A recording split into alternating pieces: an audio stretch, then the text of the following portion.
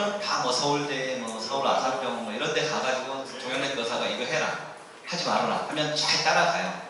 그러다가 한 번 재발하면 그래도 한 번 더 믿고 가봐요.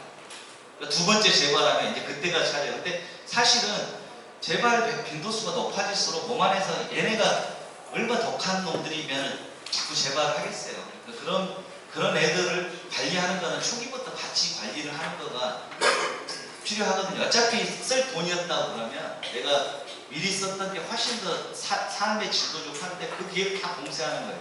그래서 그러면은 종양내과 의사가 나를 치료해 주냐는 게 아니라 내가 치료하는 거잖아. 내가 살라고. 그러니까 치료를 누가 할 것인지, 치료를 어떻게 구성을 하고 갈 것이냐 하는 거는 환자 자식이가 판단을 내려야 되는 거거든요. 근데 그럴 내용에 대한 걸 안 주죠. 어려우니까 내용들이. 그래서 뭐 어떤 부분은 황당무계한 결과가 있기도 하고, 또 어떤 부분은 너무 또 좁게 볼 수도 있고, 이제 이런 부분들이 있어서 하는데, 그래도 어쨌든 간에 치료에 대한 결정들은 내가 해야 된다. 왜냐하면 내 목숨을 살려야 되는 거기 때문에. 그래서 내가 너무 힘들어서 이거를 못할 것 같으면 치료를 바꿔야 되는 게 맞는 거예요. 아까 앞에서 제가 서두에 말씀드린 것처럼 내가 힘들면, 너무 힘들면 있잖아요. 그 치료로 성공 못해요. 아니면 그 힘든 치료를 이겨내려고 하는 뭔가 본인이 다른 대책을 마련을 하셔야 돼요. 그래서 끌고 가셔야 되거든요. 그거는 아무도 안 해줘요. 모르니까. 알고도 안 해주는 게 아니라 몰라서 안 해줘요. 요즘은 그래서 조금 나아졌는데, 옛날에는 저희하고 싸움도 많이 했어요. 그래가지고 황당무계한 이야기도 많이 하고 해서 싸움도 많이 했었는데, 결국은 나중에 이제 다 안 돼가지고 하면 뭐 몇 번 해보고 안 되면 방법이 없습니다. 뭐 방법이 없는 게 아니고 이렇게 증명된 게 없는 거죠. 증명된 게. 내가 문헌으로 본 게 없는 거지, 증명되지 않는 방법으로 확률이 낮지만 또 치료해서 좋아하는 사람들도 있어요. 암 환자가 아무 치료 않고 사기 환자가 3% 정도가 그냥 살아요. 아무렇지 않게도 해도. 그러니까 그런 경우들이 있어요. 그러니까 근데 이제 그런 데 대한 이제 비용이 많이 들기 때문에 그걸 꼭 해라는 건 아니지만, 그런 식으로 좀 전체적으로 자기한테 필요한 부분들을 조정을 해줘야 된다. 그리고 그래도 요즘은 환경이 좀 나아져서 그렇게 바깥에서 좀 그런 뭐 항암제 부작용이라든지 또 항암 치료에 대한 어떤 가이드들을 해줄 수 있는 의사들이 조금만 더 생겨있기 때문에 좀 잘 상담을 받아서 전체적으로 치료 구성들은, 그러니까 대학병원에서 하는 항암 치료가 내 치료의 부분인 거지 다는 아닌 거예요. 그런 생각을 하셔야 결과들을 더 넓게 좋게 가져가실 수가 있습니다. 그래서 치료들을 볼 때는 뭐 부작용이 크냐 안 하냐, 이게 굉장히 중요한 거고, 뭐 아무래도 이제 근거가 있는 거 있어야 되는데, 그 대학병원에서 이야기하는 근거하고 또 필드에서 이야기하는 근거들하고 약간 차이들은 있을 수 있지만 근거가 좀 있는가, 이런 부분들이 중요하고, 자꾸 말씀드리지만 부작용 없이 치료를 해야 된다. 그리고 이제 저기에 대한 부분들이 많으니까, 그러니까 이게 칼로리를 제한한 것, 이게 식이요법에 관한 부분들이죠. 식이요법은 예방에 더 도움이 많이 되는 경우가 많아요. 그리고 상식적으로 생각을 해도 환자분들이 식이요법을 할 때는 그 몇 가지에서 식이요법을 해서 효과를 본 경우들이 몇 가지들이 있어요. 암 중에서도. 그러니까 뭐 근데 대부분의 그런 암들은 치료법이 마땅치 않은 거예요. 표준 치료에서. 그러니까 병원에서 치료할 게 마땅치 않으니까 다른 치료를 많이 찾았을 거 아니에요. 그런 다른 치료를 찾았으니까 그 치료에 반응을 보인 경우가 많아서 대개는 이제 쉽게 접근하는 게 식이요법에 관한 부분들이고, 그러니까 식이요법은 대부분이 하기 때문에 그거가 확률이 적어도 식이요법으로 득을 본 사람은 절대수로 많을 수 있죠. 확률적으로 적어도. 그러니까 대개는 제 경험으로 보면 식이요법이 어떤 사람이 성공한 식이요법을 따라서 했을 때 성공한 확률은 1000명에 1명 정도밖에 안 되는 거예요. 많은 두세 명. 그러니까 남이 했던 식이요법을 따라가는 거가 굉장히 무모할 수도 있는 거예요. 근데 그래서 이제 기본적으로 식이요법의 개념들은 이제 저의 개인적으로 그렇게 생각을 해요. 자기 생활 습관하고 정반대되는 측면이 되는가 안 되는가. 왜냐하면 먹는 거는 매일 노출되는 건데, 그럼 먹는 거에 의해서 내 몸에 고장이 났다고 그러면 고장 난 몸을 회복하려면 정반대되는 쪽을 해야 될 거잖아요. 그렇죠? 그 지금까지 뭐 고기를 좋아해요. 고기를 많이 먹던 사람은 고기를 좀 안 먹는 쪽으로, 전 반대되는 쪽으로 가면 도움이 되겠지만, 원래부터 풀만 먹던 사람이 풀 더 먹은다고 해서 좋아지겠어요, 그게? 빤한 거지. 그러니까 좀 그런 본인의 처지에 맞는 부분들이 좀 필요하신 거예요. 그리고 잘못해가지고 너무 뭐 이렇게 칼로리 제한하는 부분을 강하게 하게 되면, 아까 말씀드린 것처럼 치료 효과 보기도 전에 몸이 먼저 망가질 수가 있기 때문에 조심하셔야 된다.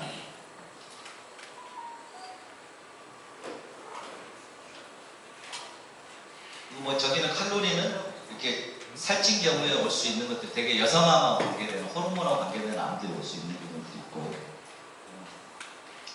요즘 최근에 볼 때 뭐 나온 지는 오래됐는데, 뇌종양 환자분들도 그렇고 이 뇌 쪽에 관계되는 분들이 케톤식이나 이런 부분에 관심 갖고 있는 분 많이 있으신데, 오래됐어요. 이거는요. 그러니까 이거는 개념이 뭐냐면, 저희가 탄수화물, 그러니까 당을 안 먹잖아요. 당을 안 먹으면 몸에서 지방을 분해해가지고 케톤이라는 걸 만들어요. 그리고 그걸 쓰게 되는데, 그 비효율적인 방법이에요. 근데 그 살 뺄 때도 살을 빼면 초기에 막 입에서 당내나고 막 이런 게 이제 케톤을 만들어서 그러는 건데, 그 암은 케톤을 못 써요.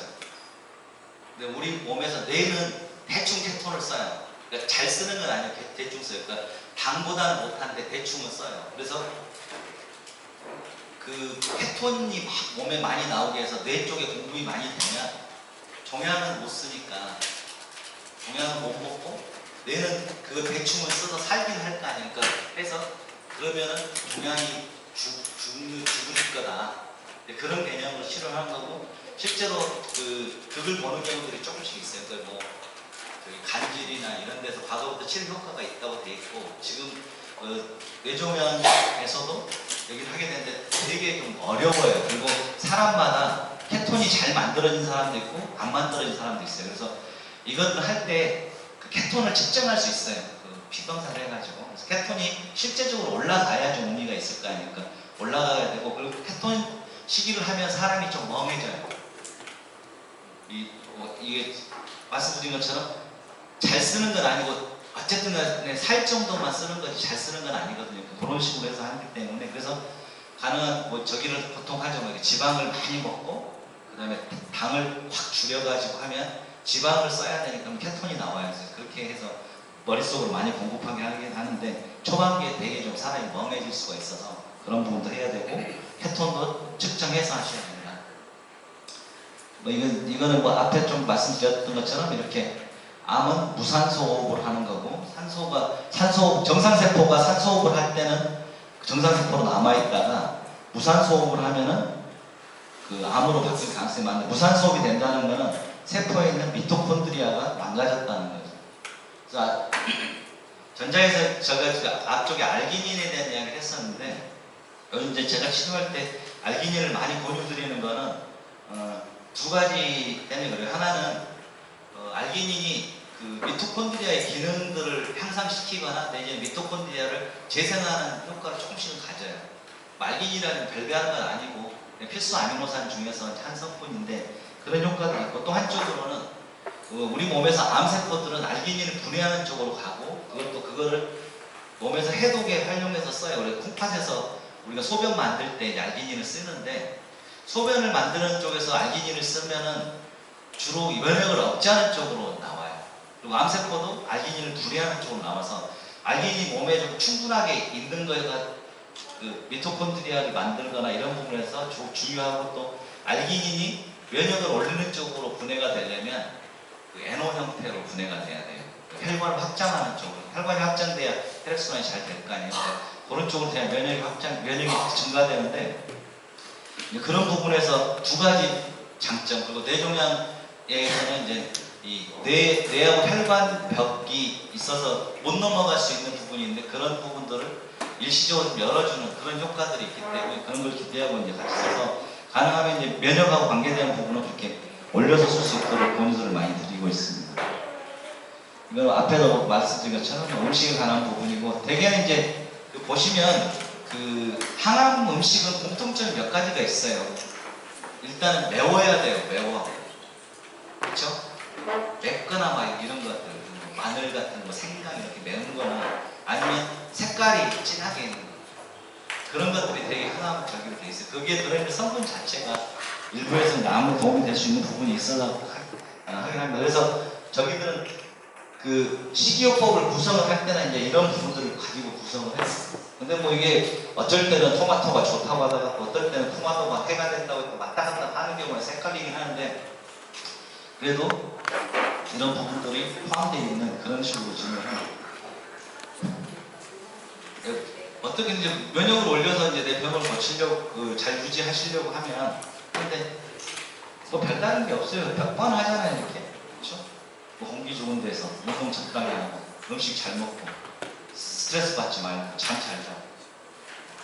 그 앞에 제가 계속 체중에 대한 얘기를 했으면 또 하나는 잠에 대한 데가 굉장히 중요해요. 특히나 치료 과정 중에서 잠을 못 자게 되면, 특히 통증하고 연관되어 있는 분들은 잠을 못 자는 게 굉장히 해로워요. 저녁에 잠을 못 잘 때 통증에 대한 민감도가 훨씬 올라가거든요. 그렇죠? 그래서 잠은 혹시는 잠을 잘 못 자는 상황이 갈 때는 인위적으로라도 수면제를 먹고라도 잠을 자도록 끊어줘야 돼요. 길어지면 계속 악순환이 되기 때문에 중간에 끊어줘야 돼요. 그걸 통증을 조절해서 하시든 어쨌든 간에 그걸 끊어줘야 돼요. 그래야지 잠자는 동안에 면역도 올라가고 내 몸이 릴렉스가 되기 때문에 그 증상들이 훨씬 더 잘 완화될 수가 있습니다. 그래서 잠을 잘 때 이런 좋은 여러 가지들이 형성이 된다.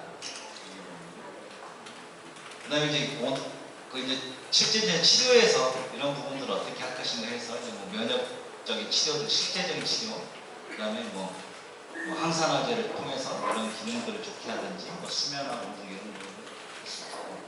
그 다음에 오늘 제가 이제 그 중에 하나인 세포 치료에 대해서 잠깐 설명을 드리도록 하겠습니다. 이 세포 치료는 이렇게 몸에 있는 면역 세포를 배양을 해가지고 다시 몸속에 넣어주면 이 세포들이 암하고 싸우는 세포들이기 때문에 들어가서 공격을 할 것이라는 거고, 주로는 세포가 두 종류가 있어요. T세포하고 NK 같은 세포하고. 아까 말씀드린 것처럼 T세포는 후천적 면역을 하고 이 NK하고 관계된 세포는 선천 면역을 하거든요. 이 세포들 간에도 기전이 조금씩은 틀려요. 그래서 그런 게 포함되어 있어야 되고, 그렇다고 해서 또 너무 너저분하게 많이 들어있으면 세포가 살아있잖아요. 살아있는 건 다 이렇게 영향을 미쳐요. 뭐 여기 마찬가지잖아요. 같은 방에 한 두세 명이 적당한 방인데 거기다 너댓 명 넣으면 불편하잖아요, 사는 게. 세포가 똑같아요. 그러니까 뭐 세포 이 한 공간 안에 막 5, 6개 넣는다고 해서 그게 좋은 게 아니에요. 그러니까 적절하게 그런 것들이 있어요. 그러니까 이제 나중에 이게 치료 효과가 있나 없나를 증명하는 것들은 이제 그런 거하고 관계가 되어 있는 거죠. 되게 앞에서 제가 말씀드린 것처럼 이 T세포는 이 T세포의 수용체 T셀 리셉터를 쓰는 거고, 이거는 다른 리셉터를 써요. 이렇게 NK 리셉터, 그러니까 NK 세포가 쓰는 그런 두 가지가 큰 구성으로 되어 있고요. 이거는 NK 세포가 쓰는 리셉터인데 이거를 쓴다. 이걸 보여드리고 있어요. 이거는 뭐 제가 많이 했었던 건데, 이렇게 실제로 실험관에서 보면 이렇게 암세포들을 이렇게 놔두잖아요. 그러면 면역세포들이 암세포를 쫓아가서 죽여요. 이렇게 찾아가는 거죠. 그리고 뭐 맞아보신 분도 있고 병원에서 많이 하기 때문에 그냥 이렇게 피 뽑아서 보내주면 배양해가지고 만들어서 다시 넣어주는 그런 프로세스를 하게 됩니다. 근데 이제 이게 실제로 효과가 있냐에 대한 부분들에서 간암 3상 임상 시험을 했더니 뭐 이렇게 재발 없이 되고, 그 다음에 재발 위험을 줄여줬고, 또 그것뿐만 아니라 이게 사는 것도 더 길게 살더라. 재발 안 하고. 그런 부분에 대한 저희들이 결과가 나와 있습니다. 그래서 지금 저희가 이 면역세포 치료에 대해서 좀 과거에는 좀 잘 몰랐던 부분 중에 하나는 어떤 거냐면요. 이게 굉장히 오래 가요. 보통 이 재발 방지할 때 14개월 정도 줬는데 7년을 추적해도 이게 유지돼요. 그러니까 그래서 이제 개념적으로 더 저기했던 건, 얘네가 암세포를 공격하고 나면 그냥 그대로 소멸되는 게 아니고 공격했던 기억을 가진 애들은 기억을 가진 형태로 남아있는 거예요. 그래서 그러다가 그런 상황이 생기면 다시 되고 해서 대개 경우는 그래서 치료 유지들도 조금 그런 부분들을 강화시키기 위해서 치료가 끝나고 나서 한 3개월이나 뭐 6개월 간격으로 계속 이렇게 부스팅을 해주면 우리가 예방주사 맞듯이 유지될 가능성이 굉장히 높다. 그래서 오랫동안 지속된다는 거고요. 그래서 이거는 이제 뭐 간암에서 이렇게 치료를 이렇게 하면 이게 얘네가 이렇게 된다는 걸 보시고 있고요.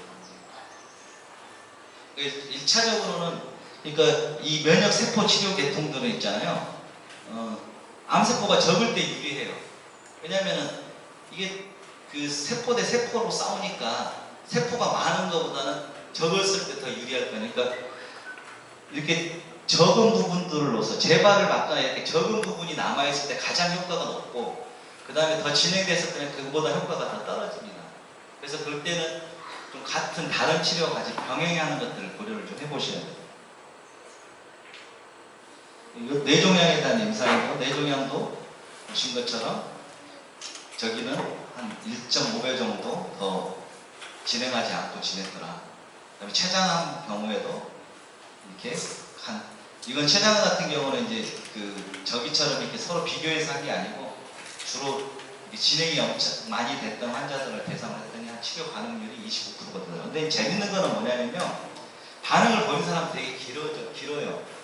반응을 보이는 사람은 길게 가고 안 보이는 경우는 이제 뭐 저기긴 한데 뭐 일부에서 조금 늘어났다고 하는데 뭐 그거는 이렇게 술을 많이 해서 한 건 아니던데 반응을 보이는 경우는 늘어나요. 근데 그거는 뇌종양 같은 경우라든지 뭐 췌장암 같이 이렇게 굉장히 그 진행이 좀 빨라서 그 저기들이 결과가 안 좋은 암들 그럴 경우에 제 경험으로 보면 그 반응을 보여서 2년 정도를 잘 끌고 가면 그 뒤쪽에 길게 갈 수 있는 가능성이 훨씬 올라가는 것 같아요. 그래서 뇌종양 같은 경우도 2년을 승부로 보고 2년을 잘 버티면 그 이후로 꽤 많은 저기들이 될 수 있다. 그런 생각들을 하기도 하고 뭐 이렇게 췌장암 같은 경우도 2년 내에 되게 사기 췌장암이 2년 내에 또 거의 7% 정도 생존율이 그 정도밖에 안 되기 때문에 대부분이 돌아가시는데 그걸 넘기는 분들은 좀 훨씬 길게 가는 것 같다. 그런 식의 사례들 몇 가지 보시면 이렇게 했던데 이 친구는 한 지금까지 괜찮은데 한 10몇 년 된 것 같아요. 이 친구 이거하고 애하고 이거 틀린 사람이에요. 이분은 한 거의 20년 가까이 된 것 같고요. 여기는 한 10몇 년 된 것 같아요. 지금 이 친구가 제가 봤을 때 15살인데 지금 한 21살 됐을 것 같아요. 치료를 계속해서 저 되는 거. 이거는 아마 여기 밴드 아니 요거는 저기 아니구나. 이거는 이렇게 돼서 계속 유지되고 있는 그러니까 더 진행하지 않고 있는 사진들 치료하고 나서 그리고 뭐 간암 환자에서 이분은 이제 진행된 간암에서 이렇게 해가지고 이분은 처음에 뭐 이렇게 앰뷸런스 타고 왔다가 나중에 다음을 휠체어 타고 오고 나중에 자기 발로 걸어오고 이렇게 해서 살아계셨던 분이고 그다음에 뭐 췌장이나 담관 이쪽이 굉장히 치료 효과들이 안 좋은데 같이 병행해서 완전히 암이 없어진 경우들, 그러니까 병합 투여해서 성공했던 경우들이고요. 유방암인 경우인데 다른 약들이 없어가지고 그 젤로다 복용할 때 젤로다만으로 좀 부족하니까 같이 했는데 다행히 없어졌고 이 사람은 저기 러시아 사람이에요. 그리고 췌장암 환자분 치료할 때 병행했던 이렇게 여기 췌장에 있는 부분이 없어져서 그게 됩니다. 여기 몇 가지 사진들 저기해서 뭐 많이 보여줬었고 그래서 뭐 치료는 저기에 따라서 이제 여러 가지들이 있겠지만 그 암 및 병기가 어떻게 되냐 진행이 되느냐 초기냐에 따라서 치료는 달라질 수 있을 것 같고요. 그래서 조기에 발견할 때는 재발을 막는 대책을 하고 그다음에 또 이제 그 재발을 할 때 전이가 돼서 재발하는 경우도 있고 이런 부분들이 이제 결국은 면역하고 관계돼서 나오는 부분인데 그랬을 때 이 치료 대책을 해야 된다. 그런데 이 재발을 막기 위해서요 항암을 하는 거는 넌센스일 가능성이 굉장히 많아요. 왜냐하면 되게 그 암이 잔존하거나 남아있는 경우에 암이 활동을 안 해요. 가만히 잠잠하게 숨어있거든요. 숨어있는데 그 숨어있는 암은 숨어서 분열도 안 하고 암은 우리가 갖고 있는 기존 치료제로 성공 못해요. 세포 적성 항암제들, 일반적으로 쓰는 항암제들은 대부분이 다 세포가 분열할 때 공격을 하는 거거든요. 그러니까 우리가 이렇게 분열 많이 하는 게 저기가 되죠. 그 분열 많이 하는 쪽에 손상이 오잖아요. 뭐 장도 손상이 오고, 뭐 이 머리에 있는 모발도 손상이 오고 그런 걸 빨리 분해하는 데서 오는데 그렇게 분열을 안 하면 못 잡아요. 근데 안 움직이고 있으면 못 잡을 거 아니에요. 그러니까 항암제를 재발을 막기 위해서 하는 거는 효과가 생각보다 높지 않을 가능성이 많다. 좀 그런 부분이 있고, 그래서 그런 측면에서는 외래 면역적인 치료들이 더 도움이 될 가능성이 많고, 또 저기에서 이렇게 잠잠하게 있던 애들을 그나마 면역 치료가 조금만 더 세포 독성 치료보다는 좀 더 잡을 가능성이 많다는 거예요. 뭐 진행된 상태에서는 뭐 여러 가지 이렇게 치료들을 하지만 아까 말씀드린 것처럼 본인의 어떤 일상적인 생활이 유지되도록 하는 그런 부분들이 치료의 포커스가 돼야 된다. 그냥 암이 막 줄었고 없어지고 그거에 너무 일희일비하시면 실제로 중요한 부분들 놓치게 된다. 치료를 왜 하세요? 살라고 하는 거잖아요. 사는 게 내가 정상적으로 활동하는 거지. 병원에서 뭐 계속 뭐 항암제 맞아가지고 뭐 먹지도 못하고 활동도 못해가지고 회복 간신히 하면 또 병원 가서 맞고 이러려고 사는 거 아니잖아요. 어떻게 하려고 사는지 일반적으로 내가 적어도 환자지만 일반적인 활동들을 하려고 사는 거잖아요. 그게 지켜지는 게 제일 중요한 거예요. 그게 지켜지면 어떤 치료에서 그게 일시적인 후퇴가 있어도 절대 잘못되지 않아요. 항상 치료에 그걸 포커스를 두고 가셔야 됩니다.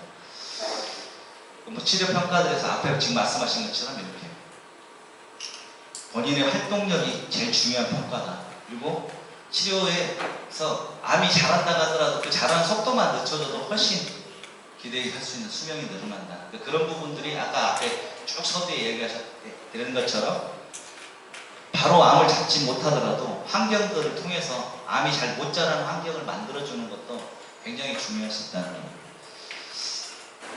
뭐 이렇게 치료를 볼 때는 이런 정도의 치료 효과들이 있을 거기 때문에 그 대체적으로 이런 정도를 기대하시고 치료를 선택하시면 돼요. 그러니까 식이요법 같은 경우는 3% 정도, 뭐 항암제는 30% 내외, 그다음에 일반적인 뭐 영양요법이나 이런 것들은 치료 가능률이 10% 정도 이렇게 보고죠. 앞에 지금 계속 제가 말씀드린 것처럼 이렇게 보통 이렇게 세포가 변형이 오거나 이렇게 되면 그냥 우리 몸에서 면역이 체계로 다 잡아요. 다시 돌아가게 되는데 얘네가 이게 많아지면서 저기 할 때도 또 우리 세포가들이 가서 얘네들이 암으로 변성이 됐다고 다 잡아요. 이렇게 가거든요. 그래서 이 상태까지 유지되는데 간혹 가다가 얘네들이 이렇게 숨을 안 쉬고 툭 멈춰버려요. 이런 경우도 있어요. 그러면 잘 못 잡는단 말이에요. 그러니까 이러다 보니까 얘네에 의해서 이 세포들이 활성화돼야 되는데 활성화가 안 돼요. 못 잡아요. 그래서 인위적으로 활성화를 해주면 일부분을 잡아내요. 그래서 재발을 떨어뜨릴 수 있는데 이거 안 움직이니까 항암제를 줘봤자 못 잡는 거예요. 그 방사선은 어디다 써요? 이 부분적인 거잖아요. 그러니까 이 부분에 있지 않으면 쏟아도 안 하잖아요. 그러니까 뭐 유방암 같은 경우는 이제 방사선 치료를 같이 병행해서 하지만 실제 다른 데서 이 재발 자체가 전이돼서 나타나는 경우에는 방사선도 도움이 되기가 어려운 거예요. 이런 것들 때문에. 그래서 좀 그런 부분들은 면역이나 이런 다른 방법에 훨씬 더 재발하는 데는 더 좋은 방식이 될 수 있다. 이렇게 지금 말씀드린 것처럼 이 종양이 겨울잠을 자는 거래요. 안 움직이고 겨울잠을 자면 이런 상황이 생긴다. 그리고 뭐 요즘 비타민 D도 주사를 많이 맞는데 D 같은 경우는 세포가 변형돼서 증식하는 거를 좀 블로킹을 해줘요. 그래서 비타민 D 같은 경우는 간단하기도 하고 비용도 안 들어서 혈중 농도를 한 50 정도로 맞추는 그 정도는 계속 유지해 주시는 게 좋다. 전체적으로. 아르기닌에 대한 이야기는 지금 앞에 드린 것처럼 이렇게 알기닌이 역할을 하는 부분이 있다. 면역 치료에서는 알기닌이 굉장히 중요하다. 그럴 때 알기닌이 작용하는 부분들이 이렇게 심장에서 이렇게 소변 만드는 쪽으로 갈 때는 면역이 억제되는 쪽으로 가는데 이렇게 NO를 만드는 쪽으로. 그래서 이것 때문에 이제 그 발기부전 치료제로 되어 있는 치료제를 면역요법에 쓰기도 하고 그래요. 시알리스나 비아그라나 걔네가 요거를 늘려주거든요. 요거를. 그래서 그렇게 쓰기도 하고 실제로 그런 계통들을 항암제로 개발 중에 있습니다. 그래서 실제 임상시험도 하고 있고요. 그 다음에 이제 왜 자꾸 장에 대한 이야기들을 자꾸 하냐. 장은 뭐가 문제냐, 뭐 어떻게 관계가 되느냐 이런 것들인데 우리 몸에서 있잖아요. 간이 하는 해독 작용의 60%나 70%는 장 때문에 생기는 걸 해독하는 데 써요. 그 로드를 줄여주면 그게 면역으로 바뀔 수가 있어요. 그러니까 장에 세균이 있죠. 장 내 세균, 뭐 유산균도 드시는 분도 있겠지만 장 세균이 있는데 세균도 있고 그 바로 밑에는 점막이 있어요. 그 다음에 장벽이 있거든요. 그러니까 여러 가지 블로킹이 돼 있어요. 근데 세균이 무너지면 점막도 같이 손상이 되는 경우가 많아요. 그럼 바로 들어가잖아요. 근데 세균이 있고 점막이 튼튼하면 잘 못 들어가요. 그래서 장 세균을 잘 만들어주려고 하는 거는 점막을 보존하려고 해서 그렇거든요. 그래서 치료에서도 장 점막을 막는 치료를 먼저 해야 돼요. 이 장에 대한 뭐 유산균 치료나 이런 거. 그러니까 유산균보다 먼저는 초유나 이런 락토페린 계통으로 장 점막을 지킬 수 있는 치료를 먼저 하고 그 다음에 나중에 유산균에 있잖아요. 아무리 생균을 먹어도 장에서 못 살아요. 우리 몸에 사는 자기 세균은 다 자기 고유한 게 있어요. 다만 유산균을 주는 거는 유해균이 못 들러붙게 하기 위해서. 점막이 보존됐을 때 유해균이 못 들러붙고 내 원래 가지고 있던 좋은 균들이 좀 번식할 수 있는 시간을 벌어주기 위해서 하는 거지. 그거 먹은다고 이게 장에 침착 안 돼. 일시적으로 있다 다 죽어요. 머무를 수가 없어요. 그 장 세균들은. 그래서 점막을 보존하는 게 더 중요하다. 그리고 면역하고 관계된 유산균은 비피더스 계통이 도움이 많이 된다. 대개는 이렇게 유산균 형태를 보면 BB 뭐 이렇게 B자로 시작되는 것들이 되게 비피더스 계통이에요. 그렇게 되시는 거고. 그래서 점막 손상에 대한 부분들이 중요해요. 그 다음에 이제 몇 가지 저희들이 하고 있는 치료에 대해서 제가 간단하게 살펴보고 마무리하도록 하겠습니다. 이게 지금 보통 저도 이제 비타민 C를 한 지가 한 15, 16년 된 것 같은데 비타민 C를 가지고 저희들이 쭉 평가를 해봤더니 이렇더라. 그러니까 대개는 이렇게 삶의 질이 좋아지는 쪽, 컨디션이 좋아지고 근데 이게 굉장히 중요하더라는 거예요. 계속 살펴보니까. 그리고 항암 치료가 생기는 부작용은 항암 치료를 받으면서 부작용이 없으면 되잖아요. 부작용이 없으면 제일 좋은 거 아니에요. 치료도 잘 할 수 있고 그런 부작용을 줄이는 조치들이 이런 조치들이 있다. 그래서 이렇게 많이 알려져 있는 것들이 있고 실제로 학원도 있기 때문에 치료면 도움이 됩니다. 요즘 이제 그래서 항암 치료와 관계된 거 비타민 C하고 글루타치온을 많이들 하시죠. 그래서 항암 치료할 때 글루타치온을 꼭 하시는 게 좋겠다. 그랬을 때 부작용들이 많이 줄어든다. 실제로 보시면 글루타치온 쓴 거하고 안 쓴 거하고 이렇게 독성이라든지 치료 반응률까지도 많이 차이가 나더라고요. 방사선 치료할 때 방사선 치료하고 면역은 어떤 관계가 있냐. 이 방사선 치료가 재밌는 게 어떤 게 있냐면요. 방사선 치료 국소 치료잖아요. 그래가지고 폐에 있는 거를 죽였어요. 폐에다가 방사선을 쐈어요. 콩팥에 전이된 놈이 죽은 거예요. 그래서 치료 방사선 하는 사람들이 신기하잖아요. 이걸 쐈는데 이게 죽으니까. 그래서 그게 뭔가 봤더니 여기에서 면역 반응이 일어나면 그 면역 반응이 콩팥에 있는 것까지 죽이는 거예요. 그러니까 암에 대해서 인식을 하게 되면 원리 있는 애들도 비슷하면 죽이는 거예요. 면역 치료의 그 개념은 그거예요. 거기서 시작한 거예요. 그래서 암을 인식하고 있는 애들을 어떻게든지 많이 키워가지고 넣어주자. 그렇게 해서 준비를 하는 건데 그게 해서 되는 거고. 그래서 이 방사선 치료가 멀리 있는 것들까지 공격을 하더라. 그래서 이 방사선 치료하고 면역 치료를 병행을 하는 부분에 대해서 되게 권장을 많이 하죠. 저 같은 경우도. 왜냐하면 방사선 치료를 해서 면역성을 얻은 세포를 잘 배양해서 넣어주면 되니까. 그래서 방사선 치료하고 관계돼서는 가능하면 방사선 치료 전에 저희 면역 치료를 전에 하는 것보다는 방사선 치료 말